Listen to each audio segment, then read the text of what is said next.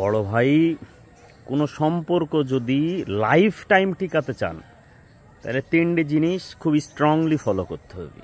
ঠিক আছে? এক নম্বর হচ্ছে যে মাঝে মাঝে আপনাকে অন্ধ হয়ে যেতে হবে, কানা, বুঝেন? তার মানে আপনি কোনো কিছু দেখিছেন, দেখেও তার মানে আপনাকে এমন আচরণ করতে হবে যে আপনি কিছুই দেখেননি, আপনি দেখেনই কিছুই। ঠিক আছে? 2 নম্বর হচ্ছে বধির, মানে ঠসা। আপনি অনেক কিছু শুনিছেন, শোনার পর ওই জিনিসটা যদি আপনি পর্যালোচনা করতে যান, যাচাই বাছাই করতে যান, তাহলে দেখা যাচ্ছে যে অশান্তি, ঝগড়াঝাটি হওয়ার একটা সম্ভাবনা আছে, যেটিতে আপনার সম্পর্ক নষ্ট হয়ে যাওয়ার সম্ভাবনা অনেকটাই।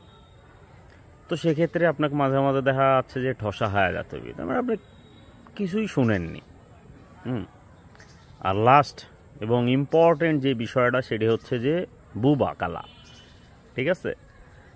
আমার অনেক সময় হয় না যে পার্টনার বকর বকর বকর বকর করেই যাচ্ছে, আপনি জানেন যে বিষয়টা পুরোটা সঠিক না বা সঠিক, যে কারণেই হোক, একজন যখন দেখা যাচ্ছে যে কথা বলেই যাচ্ছে, রাগাচ্ছে বা বকাবকি করেই যাচ্ছে, তখন আপনাকে একবারে বোবা হয়ে যাচ্ছে। তার মানে আপনি কিছুই জানেন না, কথাই জানেন না, আপনি চুপচাপ থেকে যাবেন। ঠিক আছে?